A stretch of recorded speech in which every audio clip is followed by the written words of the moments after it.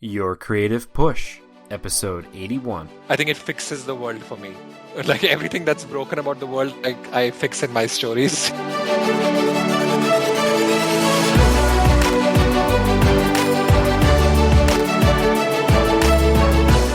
Welcome to Your Creative Push, the podcast that pushes you to pursue your creative passions. I'm your host, Youngmin Brown, and my guest today is Karan Bajaj.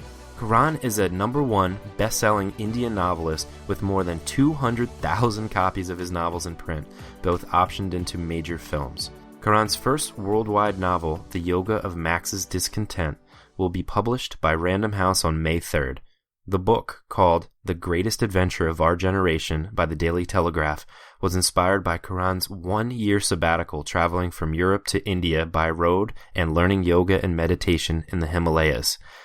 Karan has also worked in senior executive roles at companies like Procter Gamble and the Boston Consulting Group, and was named among Ad Age's top 40 under 40 executives in the U.S. Now, Karan, that is a lot going on, and I was wondering if maybe we could just dive right into this idea of taking a year sabbatical.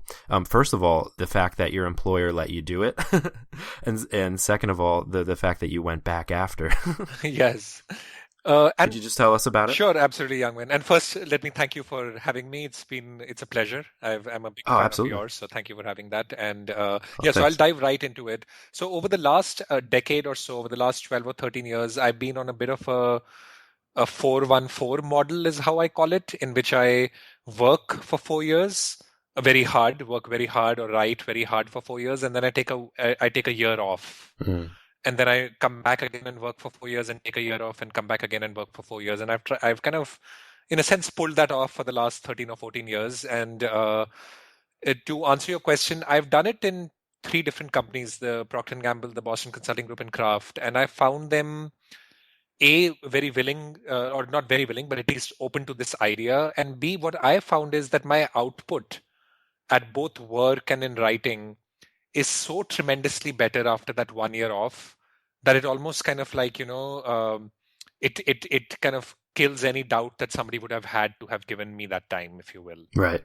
And so I think so like I feel it's possible if you ask for it. And B, I think what I've learned through this period is that my sabbatical year has to be almost the complete antithesis of my working years, if you will. So in a sense, I kind of start in the sabbatical year, I go with this principle, with a couple of principles, but one of my principles is always what I call conscious goallessness, because in the 4 years that I'm working and writing, I'm very goal driven, very hardcore about getting things done. And then in this year, I just consciously try to let go of goals in a very physical way. So for instance, in the last sabbatical, my wife and I, we decided to go from Europe to India by road, and we didn't make even a single plan at all. So we just, the day before we left, we just booked the cheapest flight, which was to Scotland for whatever it's worth. And we went to Scotland, and then every day was its own day. And we almost trained ourselves to make decisions by intuition and what people we met, wherever they led us, and whatever happened on a single day, which is kind of hard when you're very driven and tight about your life. And I think this kind of a conscious goallessness really helps me loosen, I think, and that left and right side and the rush and the intuitive side start to balance each other very well. So I think that's been I think that's been one thing which has really been very effective. Yeah, I think that I don't think most people get 2 weeks vacation in their job, and I don't think that's enough, frankly. And I don't think a lot of people don't even take that. They're so tied down to their jobs, and especially to tap into and this goes way beyond just your creative outlets. It's what you need as a person in your soul is time to, like you said, not have this constant goal, this constant daily struggle to get to this certain accomplishment, to just kind of be. Exactly, absolutely. And especially people like us, young men, because I've been following your podcast also, I think we are good at shunning physical materialism, if you will, houses and cars. We all know that that's kind of pointless. But I think what we fill that vacuum with is somewhat emotional materialism, if you will. We are very hungry for growth and meeting the right people and growing, making connections that help us improve ourselves. And there's always a constant kind of emotional materialism and hunger to be different than who we are. And I think it's very good for me in this year to also be like shunning that idea. So I almost like don't even take my Kindle with me. I read like 1 or 2 books again and again. Like I'm also kind of shunning this idea that I have to constantly be better than who I am. At least for that year that I'm off, like I'm shunning both physical materialism through like like backpacking and tough conditions, but also a level of emotional materialism of filling my life with too much noise about bettering myself, if you will. I think I just operate with this idea that I'm complete and I have enough depth to tap into, versus wanting to be more than I am.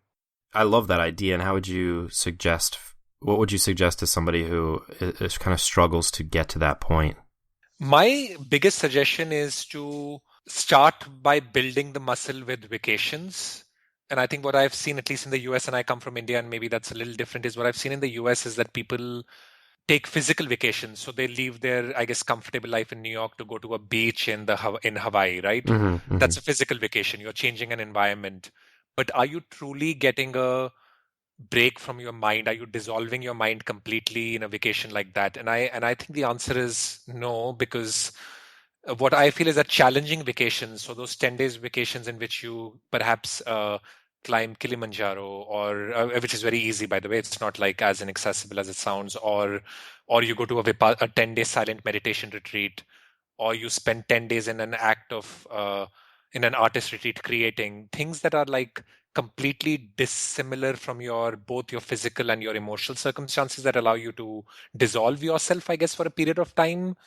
And then you come back and you start seeing the impact of that. Then you start to kind of build that muscle, which then slowly translates from 10 months to a 3-month sabbatical to a year, is how I suggest starting off with more, I guess, meaningful mind or self-dissolving vacations. So all those things that you mentioned, I know that you have personally done. Could you kind of take us through each of them? First of all, would you say that you are a different person after each one of these things? Yeah, absolutely. So for instance, let's take the 10-day silent Vipassana retreat, right? So it's a structured meditation retreat, 10 days.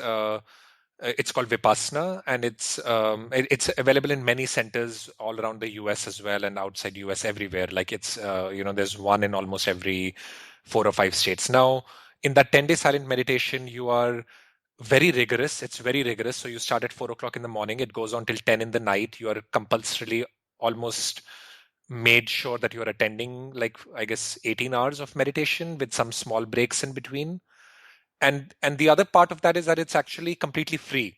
So your meditation instructions, your living, staying, food, everything is completely paid for by donations by people who've come before you.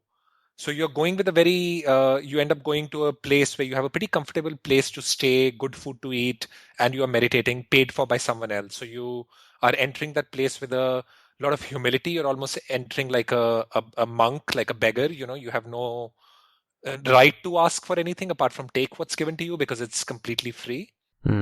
And just think, in 10 days you have the humility that you have to learn something, because you've been given this opportunity to learn. For 10 days you're meditating from morning to night, which is very tough. It's among the toughest things that you do. You can't help but be different after those 10 days in so many different aspects. And they have these for free in the United States? Yes, absolutely. They have it for free in many states in the United States. The closest from where I live in New York is near Boston. So that's about 4 hours from New York. But Atlanta, Florida, Florida has something, Atlanta has something, Colorado has something. So there's centers which are everywhere, and it's very centralized in terms of the structure of it. It's guided audio and video instruction. So there's no the bias of a guru interpreting it is not there. It's so anybody can kind of access it. You just have to book in advance because it fills out pretty much. So that's very cool. I had no idea that existed. Would you suggest this for somebody who doesn't do any meditation in their life, or do you have to start with meditation in your life as a practice and then kind of go to this thing?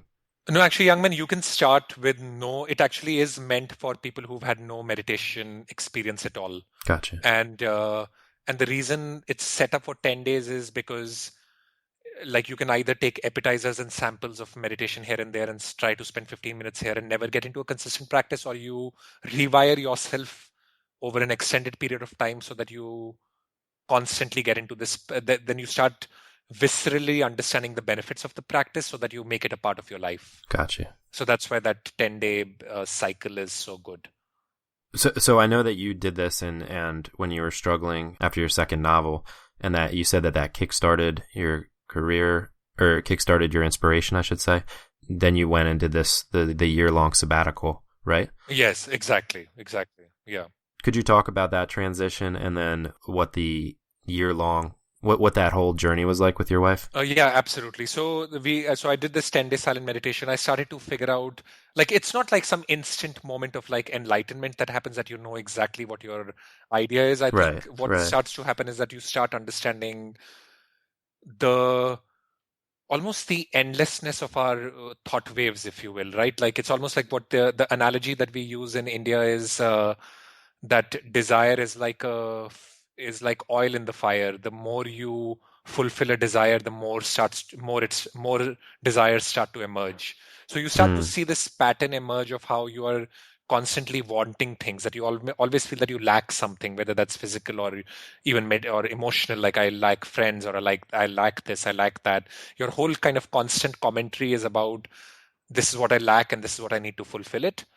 And you start seeing that pattern, and you start kind of feeling a little bit of completeness on maybe you don't lack anything, maybe how you exist as a construct in itself is enough, and you start kind of noting that pattern in a small way after those 10 days. I think that was very helpful for me to get a little more silent inside, because I was able to see how I was constantly in a mode of like wanting, not physical but emotional wanting all the time. So I think that happened. But then after that, like I was up for my 1-year vacation, and this time I didn't want to do the like backpacking and seeing things, because I think I'd traveled a lot already, so I'd seen a lot, and I wanted to get kind of like a bit more silent. So we spent four months so we took this 12 months, out of which 4 months was going from Europe to India by road without a plan, with this idea of becoming much more spontaneous and intuitive with my choices versus being very rational. And then 4 months was spent in an ashram up in the Himalayas, where just kind of we deepened our yoga and meditation practice. It was very hardcore again, like morning 5 o'clock to 10 o'clock in the night, yoga and meditation all the time, and very tough living, like cold showers and sleeping on the floor of the ashram. It was again very liberating, because if you spend 4 months like that and you feel a little bit of a quiet sense of happiness, you start to understand how little you need to live, right? Then you come back, and then you always have somewhere in this mind, this idea has been planted that if for 4 months you could survive on 1 or 2 meals a day and sleeping on a floor somewhere in a dorm room with 60 people and having a cold shower up in the mountains, then perhaps you don't need as many things that you think that you need around you. You're quite like content as is. So I think those kind of things just shape you very much. Yeah, makes your heart bigger, makes your risk appetite much bigger, because you know that that you need nothing much to fall back on. And how would you say that kind of relates to creativity? And at least for you, how did that help to kind of shape your creativity? A tremendous help for me, both parts of it. So the Yoga of Max'S Discontent, my new novel, is a journey of like personal transformation, obviously. But what I've seen is that these spiritual kind of books end up becoming almost PhD thesis, and it's very hard to find a good book on yoga and Buddhism, which is a page-turning adventure. So I think this idea that I was playing with was, how do I make a spiritual inner journey an external page-turning adventure? So this sabbatical, in which we were able to have a lot of physical adventures by making choices like being spontaneous, and hard living conditions, coupling with very like deep silence, because there was no Kindles and connections, and like not reading too much and talking too much. That combination of of physical and emotional material, shunning of emotional and physical materialism, led to, I think, very, very good outputs. So I highly recommend it for any creative person who's ever stuck in a rut and is regurgitating the same ideas again and again. Like I recommend like going and doing this kind of an exercise. Very cool. Yeah, I think that that's one of the things that holds people up, though, is they can't get a year off from work. I know I certainly could not. Right. But how about for daily meditation? Like, so for a lot of people listening, and myself included, they're, listening because they need that kind of daily push because for whatever reason they can't be creative or can't. I think for most people, it's because they don't have the time. Yes. Or energy, but I think mostly time. And, like I said, that's certainly the case for me. I've actually tried meditation off and on, but it always comes back to, I just don't think about it because I have so much else to do. Yeah. Like the time, I imagine the time that I would spend meditating is time that I won't be able to fulfill my creative, desires. So what are some things that you kind of suggest for them? Yeah, my suggestion is to always start with concentration-based meditation approaches because what's very popular in the US is mindfulness meditation, which is to just sit and be aware of the arising and passing of thoughts. That's actually a very advanced meditation, and that's why most people's practices flounder before they get started because in the beginning that seems almost like a unproductive or a waste of time. You don't see the tangible immediate benefits because it's kind of harder to train your mind to go in that direction. The right foundation to start meditation is concentration meditation, which is to choose an object of concentration, be it your breath or be it an image that you have, and concentrate on that for a period of time with your eyes closed. It's as simple as that. And that period of time could be 10 minutes, 15 minutes, 20 minutes. My recommendation is to do it for 15-20 minutes in the morning and 15-20 minutes in the night when you're first getting started.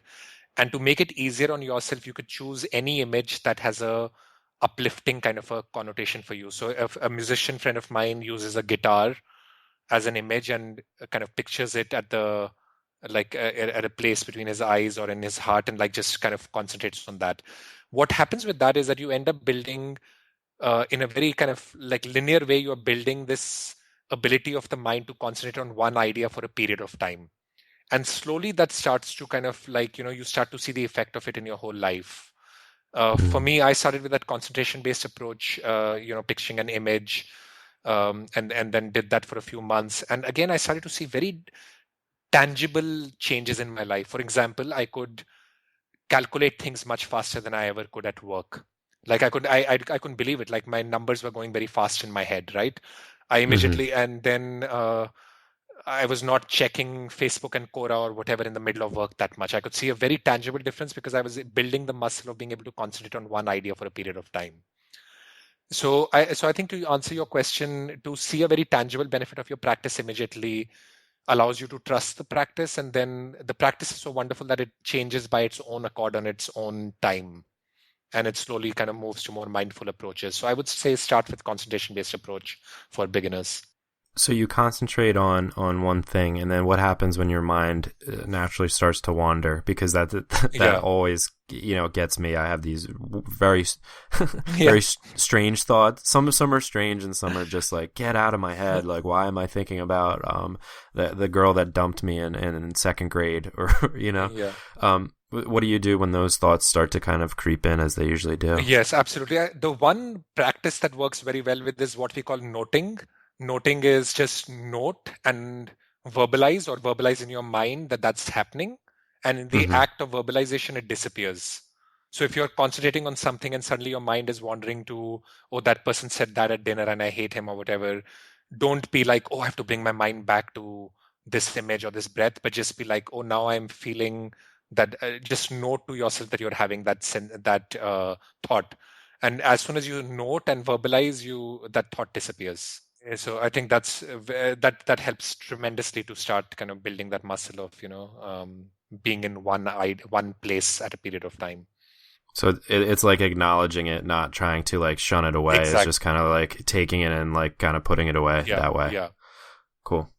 And so what would you suggest to somebody who, as we said, is listening now, and one of their biggest things in their life is that they have this creative passion that they need a push to get to? How can they maybe even stop listening to this podcast and just spend 5 minutes and finding it from within?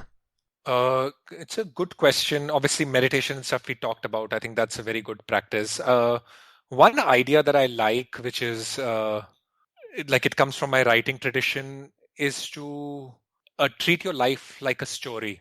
Which is any great story has a protagonist who's striving for a very lofty, unattainable goal and is facing conflict after conflict to get to that goal and stumbles often. And in the end, even if the character doesn't get that goal, he or she is successful by the act of trying for it. Right. So that's kind of the construct of a typical hero's journey kind of a story. I feel like that's powerful as a construct if you think of your life being a story as a creative person in which you are striving for a very lofty, unattainable goal, and the act of striving is enough, even if you stumble, because the win exists. So I don't know. It's a little bit of a convoluted answer, but I think once you viscerally start to understand that your life is a story in which there is a goal that you're striving for, which is lofty and almost outside your reach, then it becomes a very fun kind of a life. No, I love that. Yeah. I think that's the perfect answer because, really what is the goal for a creative person? Like you could say, I want to be the best artist ever. I want to be the best painter ever. I want to be the best writer ever. Like, okay, well, what does that mean? Right. So there's no defining, like, it's not like you beat level 8 of Super Mario Brothers and you save the princess Right. and then that's the end. You know what I mean? Yeah. There's no like attainable goal. So I think that's perfect. And, that also helps you to realize that you are winning once you say, yes, I'm an artist. And just by the act of simply doing art or doing whatever creative endeavor it is, that is winning. Yes. That is what it is. And that is the goal, is to be in the story, to be the character in the story, as opposed to somebody kind of reading about it. Yes, absolutely. Yeah. Love it. It's beautiful, man.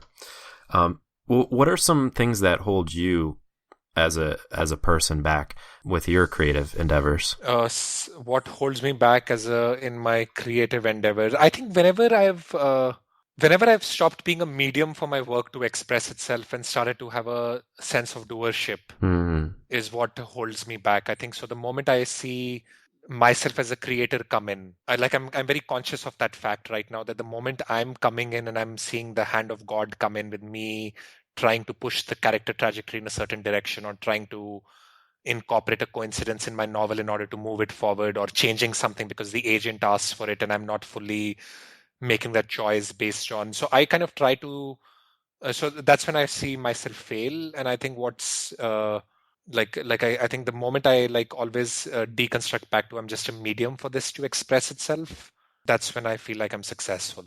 So you're like a vessel almost. I'm just a vessel. I'm just noting what's happening and not. I think that happens, and then that holds me back. And then again, whenever I stop this construct of life as a story, and for instance, I finished this novel comes out with Random House in May.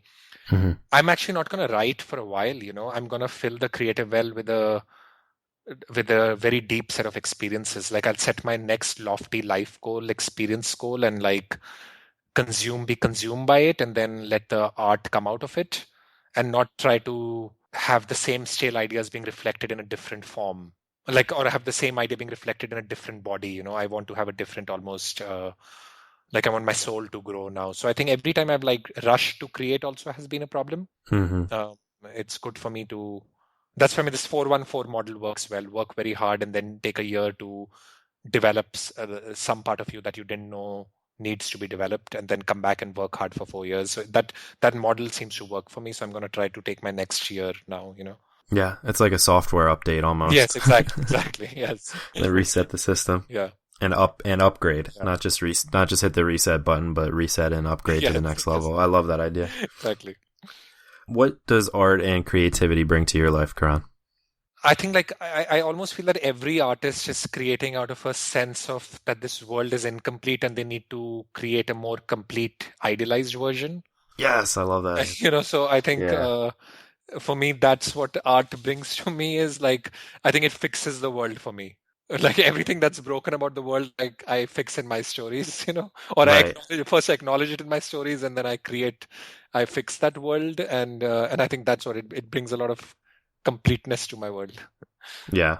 But it's funny. My mom always, because I was a professional poker player before I was a poker dealer, and my mom would always say, "Well, don't you want to be a contributing member of society?"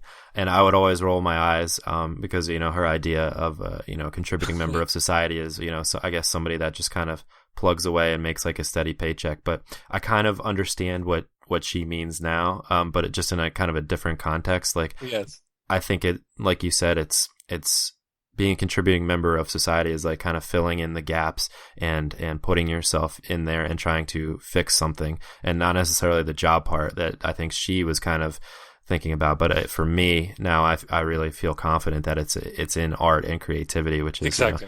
part of the reason of this podcast. I think everybody kind of has that duty to kind of fill in the gaps, like you said, and fix it. Yes, exactly. Beautiful. This has been a great conversation, but it is time already for our final push. And this is where I ask you to reach through the microphone and grab the shoulder of somebody that you've already inspired today and really give them that push, whether it's to start with meditation or taking time off or figuring themselves out or, just moving forward with their creative endeavors. Yes, so my push is to shun comfort for a period of time, whatever that means to you, which is to immediately take 10 days to be completely uncomfortable physically and emotionally, which could mean taking a vacation that you never thought of, like going to a monastery for 10 days or climbing a mountain, which is very tough, or basically anything which is completely uncomfortable so that you dissolve your sense of comfort. And I think something great will come out of it. I love it. And we will link on our show notes page, which is yourcreativepush.com/Karan. That's Karan, to find links to everything we talked about today, including places that you can find Karan. There's also a free meditation course there. If you don't feel like going to the show notes page, it's karanbajaj.com. That's KaranBajaj.com/about. And you can also find out more about the Yoga of Max'S Discontent, his new book coming out in May. And that's at karanbajaj.com/yogamax. Karan, thank you so much, man, for coming on the show today and for giving us that push. Indeed. Thank you so much, young man. This was a real pleasure. Thank you for having me. Of course. Thank you. Bye-bye. Oh my gosh, how much fun was that? I've actually written before about things that tickle my brain. That's the way I describe it. One of the things is actually, I remember as a kid this happened. I'd be sitting there in the car and we'd be at a gas station and my dad would be filling up the car with gas and he would use those squeegee things to clean off the windshield. And I remember just the act of watching that. I loved watching that. It just tickled my brain. There's no other way to describe it. It made me feel so good just seeing like the squeegee just put the moisture on the windshield and then squeegee it off. It was so relaxing and calming to watch. I get the same thing if I ever watch somebody draw. It's just it gives me chills, It puts me in a zen-like state. And that's how I felt talking with Karan. I don't know, he just has such a lovely voice that just can really put you at ease, and it was very calming and feels like a meditation in itself. So I really enjoyed my conversation with him, and you should really think about incorporating meditation into your life if you don't already. And like Karan said, with concentration-based meditation approaches, it's really easy, all you have to do is sit and think, that's it. And there's so much to gain from just sitting in silence with our busy lives. And I know I always promote, when you get home from your job or you finally get a break from your other responsibilities, to kind of just go right into your art and creativity without giving yourself a chance to do something else, to find a distraction, the usual distractions that you do find. But it might be a nice idea to just chill out, relax, and think for a while. Just be with yourself and just find that relaxed state so that you can go into your art from a good place, not like a rushed place. Another good episode to check out is with Carl Martin's episode 2. One of my other favorite episodes where he actually had me meditate during the show. It was really cool. But the other really important idea from this episode that you might not have thought about before, that you might want to actually really think about, is taking a vacation where you shun the comfort, where it's not an all-inclusive place where you just get massages and drink all day and and forget about your life back home. You know, those vacations where you get off the plane, or you get back home to your cold neighborhood and you're just like, ugh, back to life. That's not a good way to think. You know, if you go and do something where you're shunning comfort, where you're living a little bit harsher, you might really love coming back home, and you might approach home in a new mindset where you realize that, you know, all your everyday problems, all these worries, like, aren't that bad, you know? And you can, if you got through this vacation that you kind of put yourself through, you'll really expand your horizons. You'll really become a different person. It's impossible not to, as Karan said. Something to think about. It's not for everyone, and not everyone can get such a long period of time off from work. I know that's a really hard part about it, but if you can try to squeeze that in, or just think about doing that, it might really help you out. And this episode is airing on May 3rd, which is the day that Karan's book, The Yoga of Max'S Discontent, comes out. So you can go check that out at karanbajaj.com/yogamax. And if you order it through there, you can get a free meditation course, a Quit Sugar in 7 Days nutrition guide, a yoga flow video course, and a bunch of other stuff that he is offering for free with the book. So go and check that out. And of course, you can also find it all at yourcreativepush.com/Karan, Karan. On tomorrow's show, we have Lee Chen. It sounds really weird. Like, I wanted someone to be able to tell me, yes, you're a comic artist now, or yes, you're an artist now. And I guess it's kind of strange to have that sort of placed on yourself that, you know, you can say when you're an artist, or you can say when you're a comic artist. And that is kind of a strange feeling. But it took me ages to realize. It wasn't until I was actually sort of doing it full time that I realized you can just do it and just say you're an artist now. Lee is the creator and artist behind XO Comics, or Extraordinary Comics, which is a really awesome slice of life comic strip that she puts out once a week. And it has really, really exploded in popularity. She has a wonderful fan base, and they're just so nice. I love it, and I had such a great conversation with her. She's so down to earth, and I really think you'll have a lot to gain from our conversation tomorrow. But that is for tomorrow, so hopefully today you're inspired to go and get your work done. Go meditate if you need to. Go shun comfort. Even though it doesn't seem fun now, you might really expand as a human being, which is what life is all about. So something to think about today. Go do your creative passions, and we will see you tomorrow if you need the push again. Have a great day, and we will catch you tomorrow. Bye.